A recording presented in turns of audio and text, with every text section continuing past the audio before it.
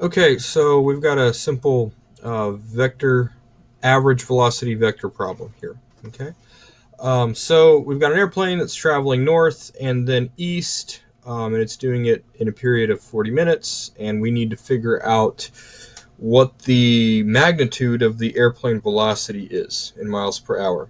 Okay, I'm sorry, my picture here is not really to scale because it's actually traveling farther north than it is east, but it really, for our purposes, doesn't matter. Okay, so what I've got here is a diagram, okay, that represents the movement of our airplane.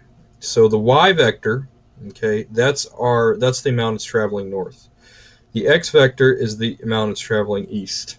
Okay, the average displacement, okay, of of the airplane essentially will be the sum of the two vectors, okay, or the r vector right here. Okay, I'm using standard physics symbols, so y usually represents vertical displacement, x usually represents horizontal displacement, and r is just a displacement vector, a general displacement vector.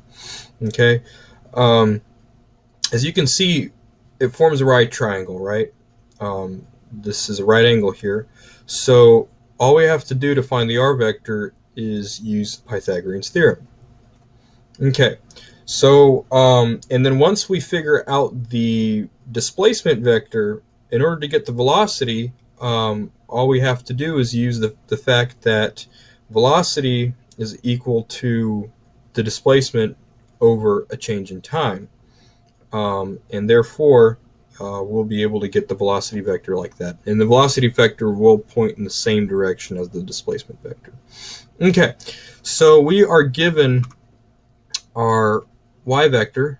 Okay, now since we're looking for the magnitude, I'm actually not going to worry about putting my vector arrows and directions here, okay, because all we really need are the magnitudes. Okay, so our y is 165 miles. Okay, 165 mi. Our x is 75 miles. Okay, 75 miles. Please excuse my handwriting. I'm using a mouse. And our change in time, or delta t, is equal to 40 minutes. Okay,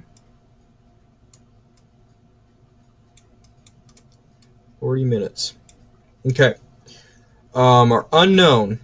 We are looking for the magnitude of the velocity vector, so that's just v. Okay, and then for the theory, what I put for the theory are just the equations that we use. So first of all, Pythagorean theorem, specific to what we're doing. So our r vector, right, is going to be equal to the square root of x squared plus y squared. Okay, and the average velocity, or v bar, is equal to our r vector divided by the delta t. Okay, I guess I could say that's v bar as well. Okay, all right, so all we have to do at this point is just plug our numbers in. So our displacement will be square root of 165 miles squared, quantity squared, and 75 miles quantity squared. Okay, and when you plug that into the calculator, you get 181.2 miles. Okay, so that's the magnitude of this vector right here. So this length right here would be 181.2 miles. Okay, and all we do now is we just say, okay, so our v bar is equal to 181.2 miles, okay, divided by our change in time, which is 40 minutes, but there's one little catch here. So minutes. We've got, it's asking for the velocity in miles per hour. Our time is in minutes. So what we have to do is we also have to multiply this by 60 minutes to an hour.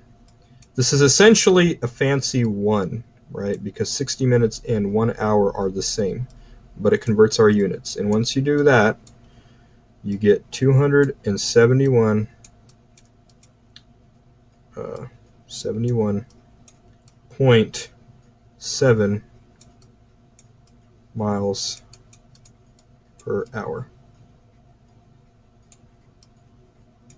All right, I hope that helped. Comment if you have any questions. Thank you.